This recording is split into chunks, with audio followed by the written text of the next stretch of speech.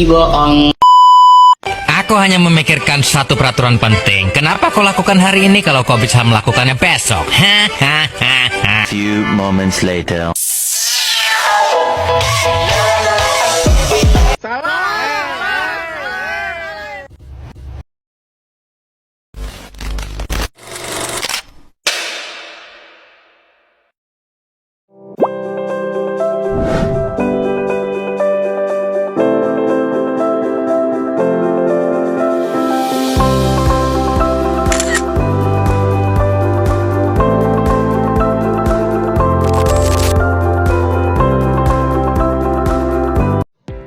Baik, di sini saya akan menjelaskan mengenai nilai-nilai Pancasila dalam kehidupan mahasiswa di era digital. Nah, kita ketahui bersama bahwa sekarang kita hidup di namanya era digital, di mana semua aktivitas kita lakukan melalui smartphone, laptop, dan juga jaringan internet.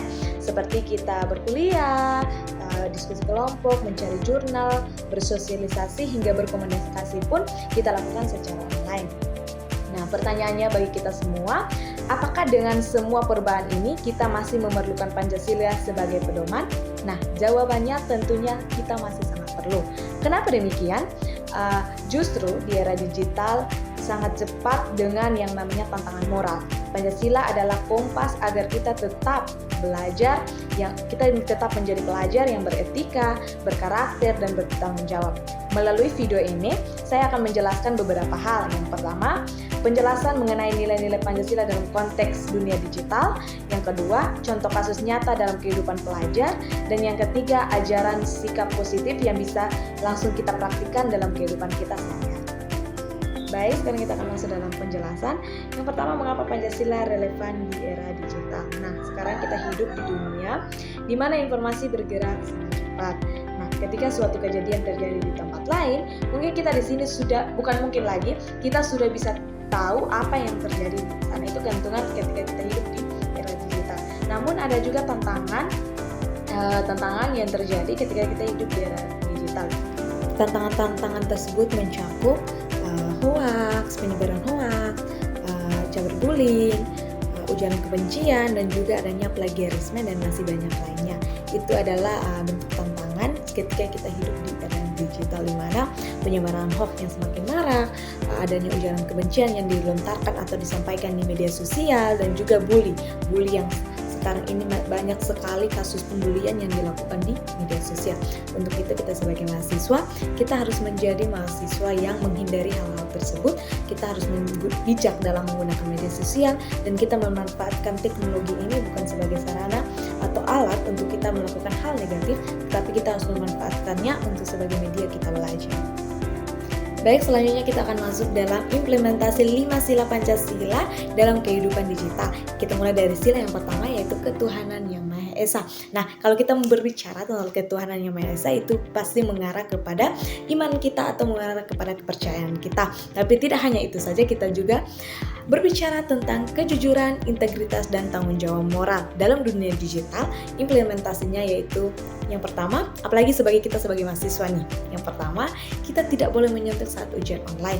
Biasanya kita saat melakukan ujian secara online, kita masuk ke aplikasi, kita lihat soalnya, kita masuk ke aplikasi lain, kita cari jawabannya, kita kembali, kita klik. Itu sangat-sangat tidak boleh kita lakukan. Yang kedua, tidak melakukan plagiarisme, mengutip sumber dengan benar. Kita sebagai mahasiswa harus mengutip sumber dengan benar. Ketika kita mengambil hasil karya atau tulisan orang lain, kita harus mencantumkan sumbernya. Yang ketiga, tidak melakukan fitnah atau konten yang meresahkan.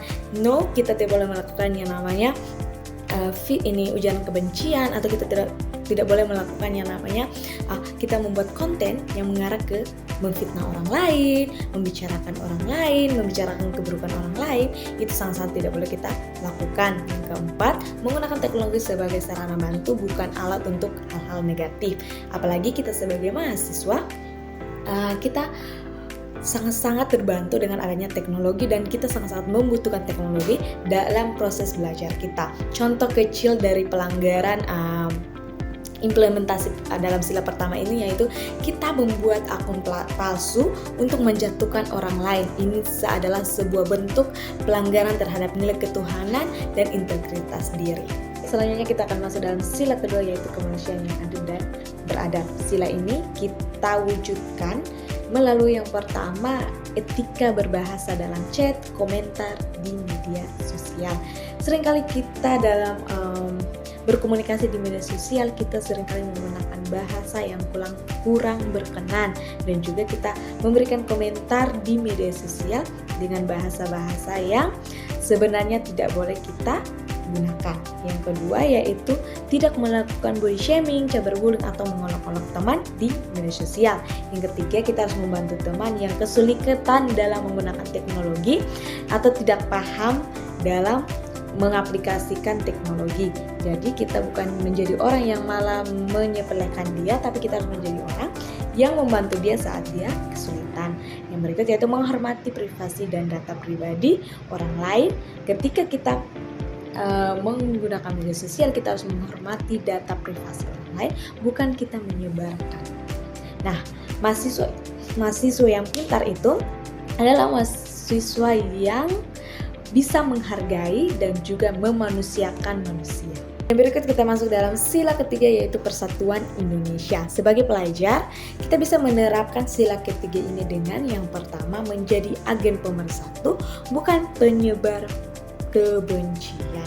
Yang kedua yaitu kita harus menyaring dan memeriksa kebenaran sebuah informasi sebelum kita membaginya. Yang ketiga, kita harus menghargai teman yang berbeda daerah, suku, agama, ras, dan lain sebagainya di media sosial. Yang keempat, kita harus menggunakan platform digital sebagai ruang kolaborasi lintas budaya. Nah, tujuannya dari ini semua agar kita bisa menjaga keharmonisan walaupun kita berbeda-beda tetap satu. Oke, kita masuk dalam sila keempat, yaitu kerakyatan yang dipimpin oleh hikmat kebijaksanaan dalam permusyawaratan perwakilan. Nah, dalam konteks mahasiswa, sila ini berkaitan dengan cara kita berdiskusi dan mengambil keputusan dalam diskusi kelompok, berorganisasi, proses perkuliahan maupun secara daring dan juga secara langsung. Nah, implementasinya yaitu yang pertama, kita menghargai pendapat orang lain. Kita yang berpendapat orang lain yang berbeda dengan pendapat kita. Yang kedua yaitu kita tidak berdominasi saat berdiskusi dan juga meremehkan pendapat orang. Yang ketiga yaitu kita bermusyawarah ketika membagi tugas kelompok. Yang keempat yaitu kita bersikap dewasa dalam berdialog di media sosial, tidak terpancing emosi. Dan yang menjadi patokan atau menjadi pelajaran bagi kita yaitu di era digital saat ini kemampuan komunikasi sangat penting. Mengapa demikian? Untuk kita dapat menciptakan ruang dialog yang sehat. Sila kelima yaitu keadilan sosial bagi seluruh rakyat Indonesia. Nah, sila kelima ini mengajarkan kita untuk selalu menciptakan sikap atau kita selalu bersikap adil dalam lingkungan akademik maupun lingkungan di mana kita berada. Nah, contoh penerapan atau implementasinya yaitu yang pertama, kita membagi materi atau catatan kepada teman yang tidak sempat ikut dalam kelas. Yang kedua yaitu tidak menghambat informasi penting dalam grup. Yang ketiga yaitu kita menggunakan platform digital untuk membantu sesama, misalnya donasi online.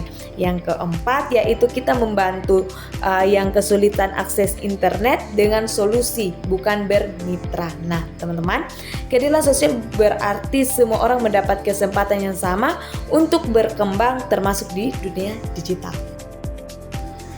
Oke teman-teman, selanjutnya kita akan masuk dalam contoh kasus. Nah, kasus yang saya pilih yaitu kasus plagiarisme yang dilakukan oleh mahasiswa.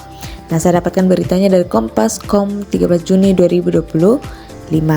Survei penilaian integritas atau SPI pendidikan KPK 2024 sampai 2025 mencatat 44,5% siswa melakukan plagiarisme.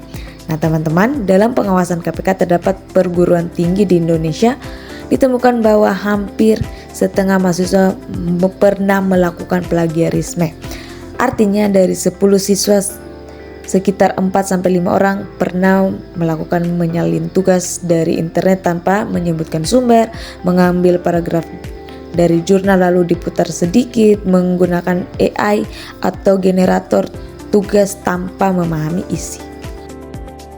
Kita akan masuk dalam kesimpulan dan ajakan positif. Nah teman-teman, dari materi dan juga contoh yang sudah saya jelaskan, kita bisa melihat bahwa Pancasila bukan hanya teori dalam buku pendidikan kewarganegaraan, namun Pancasila adalah nilai hidup yang membimbing kita agar tetap menjadi manusia yang berkarakter.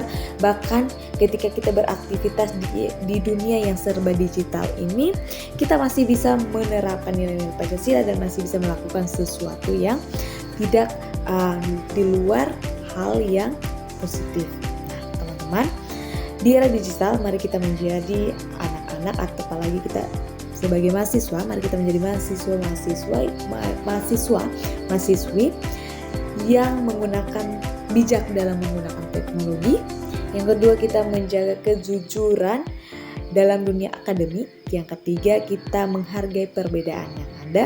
Yang keempat, kita menyebarkan informasi yang benar. Kita jangan menyebarkan informasi yang tidak benar atau hoax. Nah, dan juga kita menjadi agen atau kita menjadi pengguna media sosial yang serba yang bisa menyebarkan kebaikan, bukan menjadi pengguna media sosial yang membawa dampak negatif. Nah teman-teman, jika semua pelajar Indonesia menerapkan nilai-nilai Pancasila, saya percaya atau saya yakin bahwa kita bisa menjadi generasi digital yang berintegritas, kritis, dan berdaya saing yang tinggi.